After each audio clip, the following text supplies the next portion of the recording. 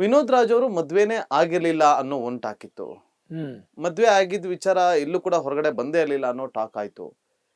ಆದ್ರೆ ಎಷ್ಟೋ ಜನಕ್ಕೆ ಗೊತ್ತೇ ಇಲ್ಲ ಮದ್ವೆ ಆಗಾದ್ಮೇಲೆ ದೂರ ದೂರ ಇದ್ದಾರೆ ಅನ್ನೋದು. ಏನ್ ಸರ್ ಈ ವಿಚಾರಗಳೆಲ್ಲ? ಏನೂ ಇಲ್ಲ. ಮದುವೆ ಆಗಿರೋದನ್ನ ಹೇಳುವಂಥ ಪರಿಸ್ಥಿತಿಯಲ್ಲಿ ನಾವಿರಲಿಲ್ಲ. ಯಾಕಂದರೆ ಸುಮ್ಮನೆ ಅದನ್ನು ಇನ್ನೊಂದು ಸರಿ ಅದನ್ನು ದೊಡ್ಡದಾಗಿ ಇದು ಮಾಡ್ಕೊಂಡು ಹೋಗಿ ಯಾರು ಬಂದರು ಯಾರು ಬರಲಿಲ್ಲ, ಯಾಕೆ ಬಂದರು ಯಾಕೆ ಬರಲಿಲ್ಲ ಅನ್ನುವಂಥದ್ದು ಏನು ಇದು ಮಾಡಿದಿರ.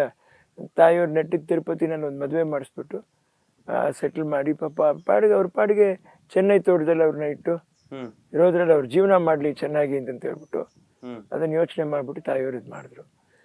ಯಾವುದೇ ಅಮ್ಮವ್ರಿಗೆ ಮುಖ್ಯವಾಗಿ ಅವ್ರಿಗೆ ಜೀವನದಲ್ಲಿ ಒಂದು ಒಂದು ವಿವಾದಾತ್ಮಕವಾದ್ದು ಅಥವಾ ಇನ್ನೇನಾದ್ರೂ ಹೇಳ್ತಿರೋ ಅದಕ್ಕೆ ಬೇರೆ ಹೆಸರಿಟ್ಟು ಅಂಥದ್ದು ಯಾವುದು ನನ್ನ ತಾಯಿಯವ್ರಿಗೆ ಇಷ್ಟ ಇರಲಿಲ್ಲ.